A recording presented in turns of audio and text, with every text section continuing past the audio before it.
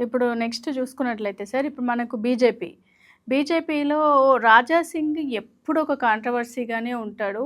అంటే మరి ఆయన ప్రతిసారి గూడా ఓల్డ్ సిటీలో ఆయన ఎమ్మెల్యేగా గెలుస్తూనే ఉంటారు. అంటే అంత స్టఫ్ అంటే అక్కడ ఎంఐఎం ఉన్న తర్వాత గూడా ఈయన గెలవడం అనేది సామాన్యమైన విషయం కాదు.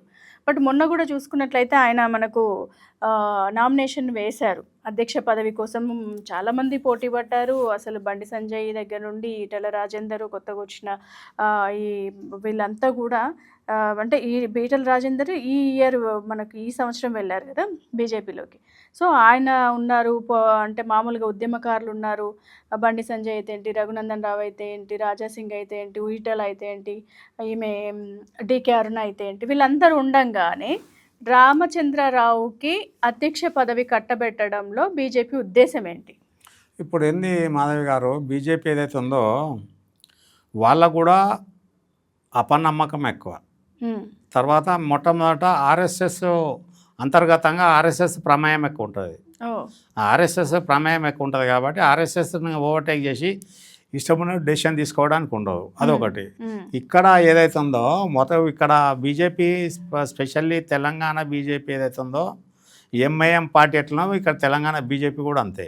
అందులో వేరే వాళ్ళు వస్తే వాళ్ళని నెగ్లనియరు, వాళ్ళని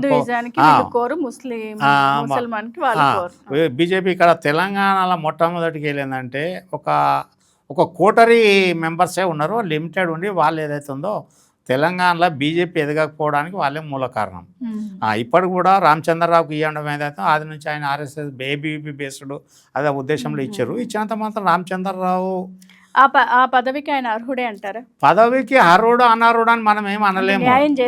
న్యాయం చేస్తాడా చెయ్యడా అన్న దాని మీద ఎక్కడ ఏదైతే ఉందో ఇక్కడ మొట్టమొదటికి వెళ్ళి బీజేపీ పప్పుల కాలేసి చేసే తప్పులు ఏంటంటే తెలంగాణ బీజేపీలో సిటీలో ఉన్నోళ్ళకే అధ్యక్ష పదవులు ఇచ్చుకుంటూ వస్తున్నారు.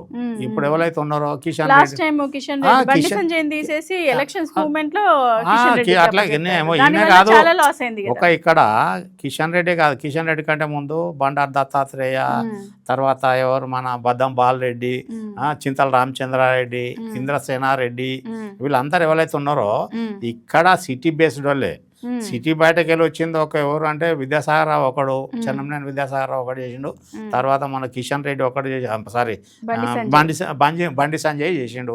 ఇక మిగతా ఎక్కదుక్క ఎవరున్నా కానీ వీళ్ళు ఏదైతే ఉన్నారో వీళ్ళకు బయట పోయి చేసే అంత దమ్ముండదు. వీళ్ళు లెక్క గానుగెద్దు లెక్క హైదరాబాద్ చూసుకుంటారు తప్ప వీళ్ళు రూరల్లా బేస్ లేదు. వీళ్ళకు రూరల్ బేస్ వచ్చింది ఎందుకు మొన్న అంటే మోడీ ప్రభంజనం లేకపోతే వీళ్ళు ఇక్కడ మళ్ళీ జీరోనే, గాలి కొట్టుకుపోయేటోళ్ళు. మోడీ ప్రభంజనం, మోడీ పాపులారిటీ, మోడీ యొక్క పేరు ప్రఖ్యాతలు లేకపోతే తెలంగాణలో బీజేపీ ఎప్పుడు కూడా తెలంగాణకు అన్నిసార్లు విజిట్ చేయలేదు ఎలక్షన్స్ ముందు మోడీ.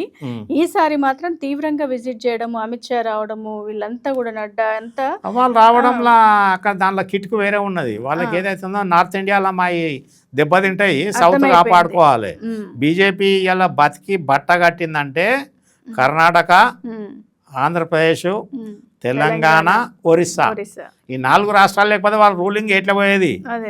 కాంగ్రెస్ ఒక కూటమి వచ్చేది ఏంటి మన దాన్ని ఏమంటారు వాళ్ళది యూపీఏ కూటమికి వచ్చేది. ఇక్కడ వీళ్ళు నార్త్లో కవర్ చేసుకున్నారు కాబట్టి బచాయించిపోయారు. ఇక్కడ వాళ్ళు సౌత్లో ఏంటంటే వాళ్ళు బేస్ లెవెల్లో తప్పు చేసే వరకు నార్త్లో కొంతమంది క్యాండిడేట్ల వ్యతిరేకత ఉన్న క్యాండిడేట్ల మార్చమని ఇప్పుడు ఉదాహరణకు యోగి ఆదిత్యనాథే ఉన్నాడు. ఆయన కరాఖండిగా చెప్పిండు 35 మందిని మార్చాలని. వీళ్ళు ఇనలేదు. అమిత్ షా వర్గం ఉన్నది కదా, ఆయన చెప్పింది ఏం లేదు అని వాళ్ళని పెట్టుకుంటే ఆఖరికి వస్తే దెబ్బ పడ్డది కదా. అట్లా అది అందుకోసం ఏదైతే ఉందో మోనోపాలిజంతోనే పార్టీ దెబ్బతింటుంది. నలుగురు ఏం చెప్తున్నారు, నలుగురు లేదన్నది అసలు చెప్పిన వ్యక్తికి సత్తా ఉందా లేదా, పాపులారిటీ ఎంత ఉందా లేదా అన్నది వీళ్ళు ఎవరు ఆలోచించకుండా ఏదో దిగిండ్రు. అప్కి పార్ 400 పార్ అన్నాడు. అప్కి బార్ 400 పార్ అంటే ఈసారి 400 దాడతాం అంటే ఆఖరికి వస్తే తీసుకొచ్చి జడమ ఏడబెట్టాలని కానీ పెట్టారు. అట్లా అందుకోసం ఇక్కడ తెలంగాణ ఇక్కడ వీళ్ళ ప్రమేయం తగ్గినాడు తెలంగాణ బాగుపడుతుంది. ఎవరైతే ఉన్నారో లక్ష్మణ్ కానీ, కిషన్ రెడ్డి కానీ, తర్వాత ఇటువంటి వాళ్ళు ఉన్నారు కదా సిటీలో చాలా మంది కూడా అపోజ్ గా ఉన్నట్టే అనిపించింది. ఎందుకనంటే రామచంద్రరావు అధ్యక్ష పదవిని తీసుకోవడం అనేది చాలా మందిలో అయిష్టత కనిపిస్తుంది. అదొకటి ఏదైతే ఉందో వాళ్ళు సెలెక్షన్ అనేది వాళ్ళ ఇంటర్నల్ సేఫ్టీ కోసం. ఇంకొకటి ఏంటంటే మనకు రాజా సింగ్ కూడా మొన్న మాట్లాడుతూ ప్రెస్ మీట్ లో ఆయన నన్ను బెదిరించడం జరిగింది, నేను నామినేషన్ వేయొద్దు అని చెప్పేసి ఆయనే స్వయంగా ఒప్పుకున్నారు. నన్ను బెదిరించారు, అందుకని చెప్పేసి నేను రాజీనామా లేఖ కూడా నేను కిషన్ రెడ్డికి ఇచ్చేసి వచ్చాను అని చెప్పేసి, అంటే దాన్ని ఇంకొక వర్డ్ కూడా నేను లవ్ లెటర్ ఇచ్చాను కిషన్ రెడ్డికి, నా రాజీనామాని ప్రేమలేఖగా ఇచ్చేసి వచ్చాను అని చెప్పేసి అన్నారు. ఇప్పుడు మాధవి గారు రాజా సింగ్ ఆయన పెద్ద తోపు కేసు అన్న ఉద్దేశం కాదు ఇక్కడ. ఆయన ఇండివిజువల్ ఏదైతే ఉందో అక్కడ మహారాజ్ గంజ్కి వెళ్ళి గెలవడం ఏదైతే ఉందో ఆయన అక్కడ పరిస్థితులను బట్టి ఆయన గెలుచుకొస్తున్నాడు. ఆయన ఇండివిజువల్ కెపాసిటీ ఉంది. ఆయన ఆ కాన్స్టిట్యున్సీ మట్టుకు మొత్తానికి ఆయన డామినేట్ చేయగలుగుతాడు. ఈజ్ పాపులర్, క్యాపబుల్ అని. మిగతా దగ్గర వచ్చిన తర్వాత రాజా సింగ్ అనుకున్నంత ఇన్ఫ్లుయెన్స్ ఉండదు, ఆయన ఎఫెక్ట్ అనేది దాని మీద కూడా ఉండదు. ఇక్కడ ఈటల రాజేందర్ని పక్క పెట్టడం, బండి సంజయ్ని పక్క పెట్టడం అని ఇంకా 3 ఏళ్ళు ఉంది కాబట్టి వీళ్ళని మధ్యాహ్నం ఏం చేస్తారు ఏమనేది ఉంటుంది. రామచంద్రరావు అడ్వకేట్, ఎక్స్ఎమ్మెల్సీ కాబట్టి ఆయన ఏం చేస్తాడు ఎట్లా అన్నది, ఆయన ఎంత మటుకు తిరగగలుగుతాడు, ఎంతమంది కోఆపరేట్ చేస్తారు అనే దాని మీద ఉంటుంది. గతంలో పోయినసారి ఆల్రెడీ బండి సంజయ్ని దించే వరకే వాళ్ళకు సాగు దెబ్బ పడ్డది. ఎందుకంటే బీఆర్ఎస్ బీజేపీ ఒకటి అన్నది పాపులారిటీ పెట్టేసి కాంగ్రెస్ కొట్టుకొచ్చింది కాబట్టి వాళ్ళు గెట్ ఆన్ అయ్యారు. ఇంకొకటి అంటే ఇప్పుడు రామచంద్రరావు పైన అధిష్టానం చెప్పినట్లు విని ఎప్పుడంటే అప్పుడు పదవి విరమణ చేసే అవకాశం ఏమైనా ఉందనుకొని చెప్పినట్టు వినే వాళ్ళని ఏమైనా పెట్టుకుందంటారా? అట్లేం లేదు. రామచంద్రరావును కూడా పదవి ఎప్పుడంటే అప్పుడు ఎవరైనా పోవాల్సిందే. మన బండి సంజయ్ దిగమంటే దిగలేదా? అది నేను దిగను చేయడానికి ఏమో జాగీర్ బర్త్ రైట్ కాదు అక్కడ. అవసరం ఉన్నప్పుడు హైకమాండ్ ఏం చెప్తే ఆ ప్రకారం వినాల్సిందే, చేయాల్సిందే. కాకపోతే ఈయన అడ్వకేట్ కాబట్టి ఆర్గనైజ్ చేయడం ఆయనకు ఒక ప్లానింగ్ సిస్టమ్ అది ఉంటుంది. మనం అనుకున్నంత ఈజీగా తీయలేము. కాకపోతే ఆయన రావడానికి కారణము ఇక్కడ ఉన్న సిటీలో ఉన్న కోటరీ వర్కౌట్ చేసి ఆయనకి ఇవ్వడం జరిగింది. ఈటల రాజేందర్ కాకుండా ఇంకా వేరే ఎవరన్నా సిటీ బేస్డ్ కాను అయితే రూరల్ బ్యాక్గ్రౌండ్ ఉన్న వాళ్ళకు ఇస్తే కొద్దిగా వర్కౌట్ చేసుకుంటూ చేస్తారు. కాకపోతే ఇంకా టైం ఉన్నదన్న ఉద్దేశంలో వీళ్ళు ఆగిరు. ఇంకా 3 ఏళ్ళు ఉంది కదా ఎలక్షన్కు. 3 ఏళ్ళ 4 నెలలు ఉన్నది. ఆ మధ్యన వీళ్ళు బిఫోర్ 1 ఇయర్ చేంజ్ చేస్తారా ఏంది ఏం సంగతి అనేది ఉండాలి. కాకపోతే అందులో కొత్త నిదానం ఏదైతే ఉందో మేము బీసీనే ముఖ్యమంత్రి చేస్తామన్నది కమిట్మెంట్ ఇచ్చారు ఇప్పుడు వాళ్ళు. అందుకోసం బీజేపీ ఇప్పుడు వీళ్ళు ఆర్గనైజ్ చేస్తే తొక్క తోలుతో రాదు.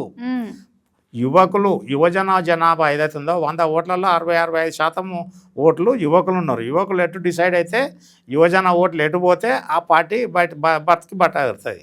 అంతేగాని వీళ్ళు వచ్చి వీళ్ళు ఆర్గనైజ్ చేసి కల్టివేట్ చేసి వీళ్ళు ఏదైనా పెద్ద ప్లానింగ్ చేసి పబ్లిసిటీ చేయడం అని కాదు. ఇక్కడ ప్రజలకు ఏదైతే ఉందో వీళ్ళు అంత లోపల ఈ 8 మంది ఎమ్మెల్యేలు, 8 మంది ఎంపీలు సెంటర్కి వెళ్ళి ఏం తెచ్చిర్రు, ఏం పంచిర్రు, ఎంత పని చేస్తారు అన్నది ఆయన చూసుకోవాలి. వాళ్ళు సగం రాష్ట్రం ఉంది కాబట్టి సగం కాపాడుకుంటే మిగతా సగంలో ఎట్లా రాగలుగుతారు. అది అంత మటుకు ఇంపార్టెంట్. అంతేగాని అయిపోయింది కదా చూద్దాంలే ఎలక్షన్ ముందు 1 ఇయర్ ముందు చూద్దామన్న కాడ ఉంటే వీళ్ళని తీసి మళ్ళీ పక్కకు పెడతారు. ప్రజల తీర్పుని ఎవరు కూడా ఊహించలేరు. టైం వచ్చినప్పుడు వాళ్ళు కొట్టే దెబ్బ అంతా ఇంత ఉండదు. ఫామ్ హౌస్లో కేసీఆర్ అనుభవిస్తున్నాడు తప్ప కేసీఆర్కి తెలిసినంత ఇంకెవరికి తెలియదు.